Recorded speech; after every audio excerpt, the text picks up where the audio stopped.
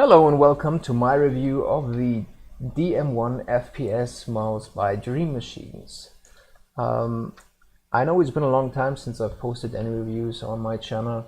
That's because I've been very burdened with work and really couldn't game anything at all and couldn't test mice as much as I wanted to, but I got the offer to test this one, and as I really liked the previous iteration, the DM1 and the DM1 Pro, which had I think the 3310 sensor and then the 3360 sensor, now I got the chance to test the DM1 FPS mouse, which has some exciting new features over the previous iterations. This one has the Pixar 3389 sensor, which offers up to 12,000 CPI, as did the 3360. And it has 20 million click Huano switches for the main buttons and for the side buttons, I think. But most importantly, at least for me, it features I think they call it the shoelace cable. And if you're familiar at all, wait, let me get this out of the way. At all familiar with the paracord cables that you can use to mount your mice and have light and flexible cables compared to the very stiff braided or rubber cables that you get on other mice, then you know how awesome those are and how light it feels for your mouse, how there's no drag at all. And this cable is the best cable out of the box that I've seen so far. It's just that light and that flexible. It's almost like a paracord cable.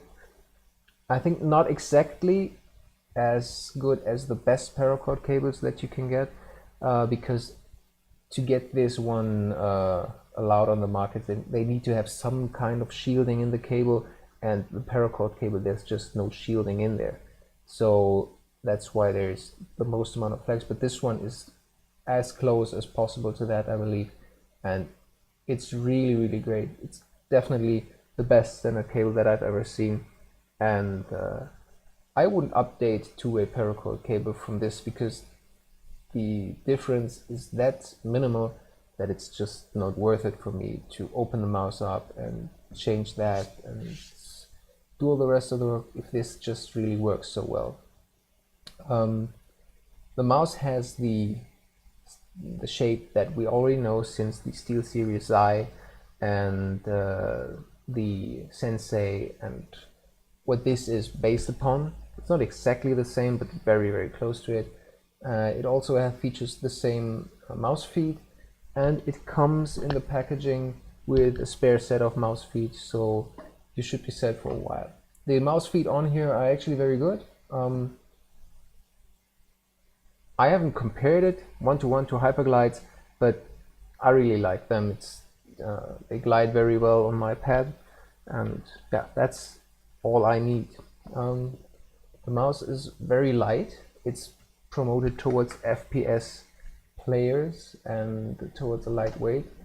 If I put it on my scale, it's 84 grams exactly, which is with a bit of cable on it. I don't know, but that should be close. 84 grams, which is very light for a mouse of this size. So that's a good job.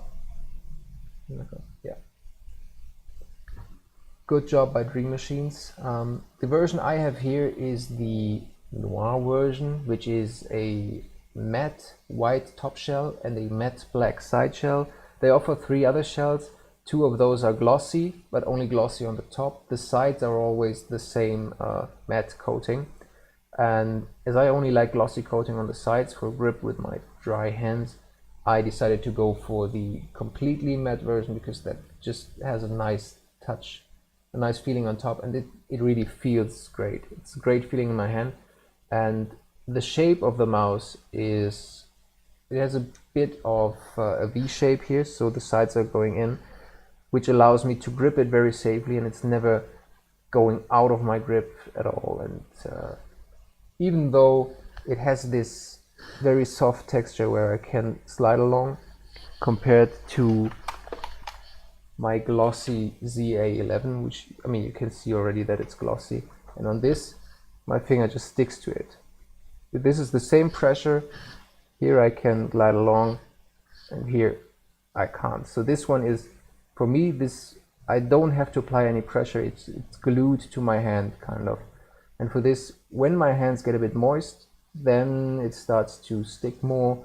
But as I said, with this shape, I have no problem picking it up, keeping it secure in my hand, and fragging away. So it's very good. It's, for me, this was always had a soft spot in my heart because I enjoyed the shape, I enjoyed the glossiness, I enjoyed the solid clicks, and yeah, I could always perform with this mouse. This one I feel is a straight upgrade to that.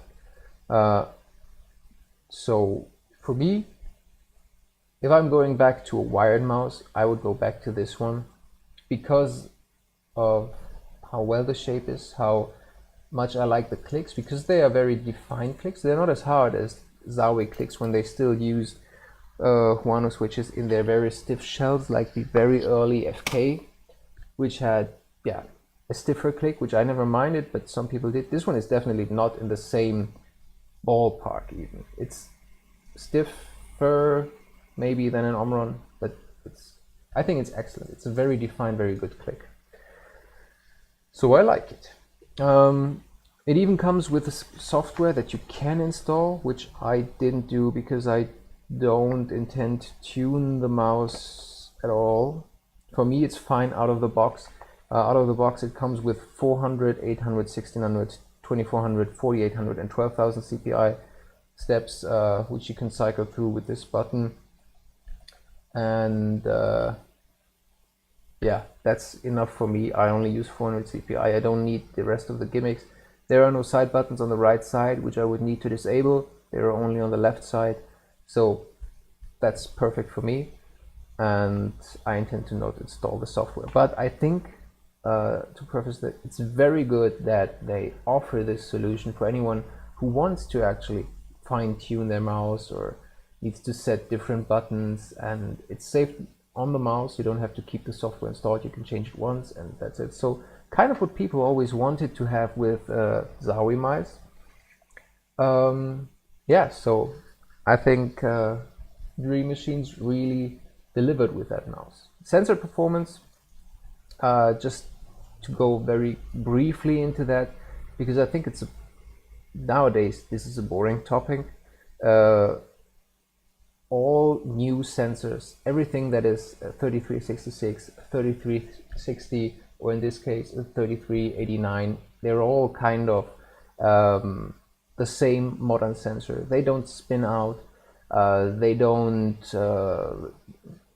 have a very low malfunction speed and have any weird behavior at all. Liftoff is very low on those, so all of those just perform for, I think, 99.9% of players. Nobody will be held back by the difference between a 3360 or 3389. So what I'm just quickly going to do is show you this with the 400 DPI step, which actually is 440 CPI on my mouse. Might be different on yours. That's a bit of, you know, tolerances, how high the sensor sits in the shell and whatever. It will probably be around that for everyone. So just be aware, it might be a bit faster than the 400 CPI step on a Zowie mouse, because those typically have a bit lower CPI than Proclaim, so like 380 at the 400 CPI step. But that's, I mean, it's dedicated to FPS games, and there you can just set that by sensitivity just for that and be fine. Let me just quickly try a quick swipe, see how that turns out. Yeah, I have a game running in the background and this happens sometimes, but you can see here it's about a 5 meter swipe. Let me try it again. This does that. That's just my machine. Yeah, this is a fun one. So what you can see is a very nice curve. Really no problem at all. If you look at the counts, it's very clear, very defined. So yeah, that's fine for me. As I expected, there's no problem with this sensor at all. And that's about it. I intended to keep this review rather short because that's all the points that you need for this. For me, if I had to rate this, I don't know, in a scale of 1 to 10, it's definitely a 9, maybe even more, because I don't see a flaw in it. The cable is great, the sensor is great, the clicks are very well defined, the shape is good. Even the side buttons have less pre-travel than I've experienced on the previous ones. Little to no pre-travel and very good clicks, so even that, the weight is low. That's an easy recommendation for anyone who's looking for a big ambidextrous mouse with side buttons to perform in FPS games. So this one is definitely a keeper. I can highly recommend it. Also because it's Dream Machines, they have very reasonable prices, so that's an upside too. Yeah, I recommend checking it out, see if it's for you, and it has my seal of approval, definitely. And that's it for now. I'm trying to up the content a bit in the future, also go more in detail and maybe a bit more than just a screen of the mouse and me talking. But if you know me, I hope you can trust me without some fancy pictures at the side. Yeah, hope to see you soon and enjoy.